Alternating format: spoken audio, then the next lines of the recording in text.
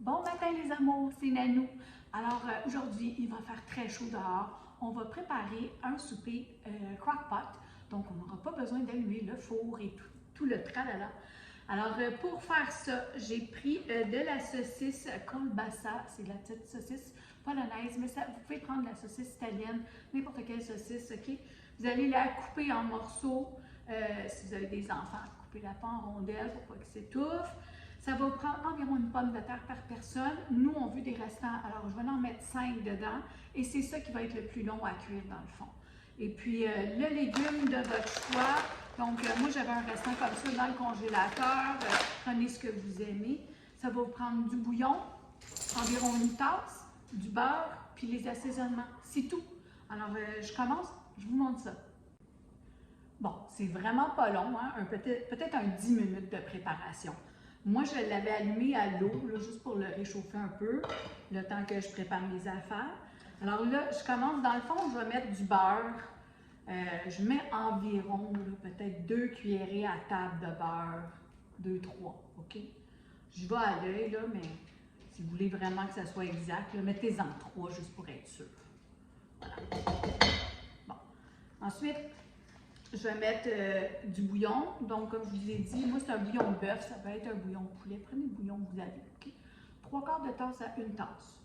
On met ça dans le fond. Voilà. Et on va mettre notre viande. Donc, si vous ne connaissez pas ça, là, du colbassa qu'ils appellent, dans le fond, c'est comme un jambon parce que c'est du porc.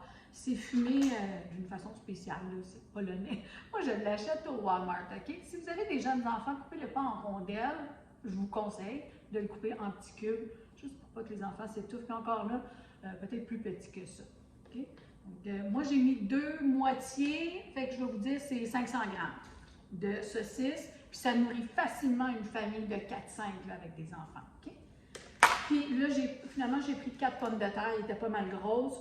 Je les coupe en morceaux, en dés comme ça, là. Fait on met tout ça là-dedans. Voilà. Puis là, je prends le légume que moi j'ai dans le frigidaire, là, c'est des fèves, en tout cas, ils appellent ça algame. OK? Fait que j'en mets à l'œil, là, dedans, un petit peu partout. Elles sont congelées.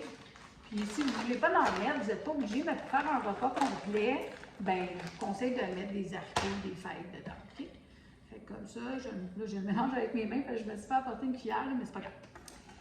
C'est chez nous. Et là, je vais assaisonner. Donc, je vais mettre un peu de sel un peu partout. Puis là, comme je vous dis, là, j'aurais dû apporter quelque chose pour mélanger, mais c'est pas grave. Puis la viande, elle est déjà salée, fait que mettez-en pas trop, OK? En tout cas, à mon goût. Puis le bouillon aussi, moi, c'est pas un bouillon qui est moins de sel. Je ne rajouterai pas. Ensuite, je mets de la poudre d'ail. Je ne mets pas de l'ail en morceaux dedans, juste parce que normalement, pour les enfants, là, ils n'aiment pas trop ça. Mais nous, on trouve que ça donne un bon goût, pomme de terre, alors j'en mets.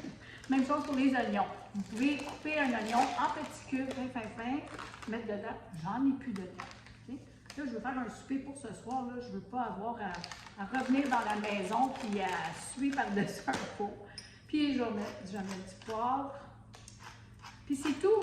Et là, je vais mettre mon crock-pot à high pour environ 3-4 heures. À 3 heures, je vais venir le vérifier. Puis, si je vois que mes pommes de terre sont pas mal toutes cuites, bien là, je vais mettre du fromage dessus. Naturellement, je vais mettre du fromage, probablement du parmesan. Donc, je vous reviens dans environ 3-4 heures. OK? Facile comme ça. C'est parti! Donc, notre souper est prêt. Ça prend à peu près 3 heures. Je vous dirais que 3 heures, là, mes patates étaient déjà pas mal cuites. Fait que c'est pas tellement long à faire. Là, je l'ai gardé sur réchauffer un petit bout, puis on va manger.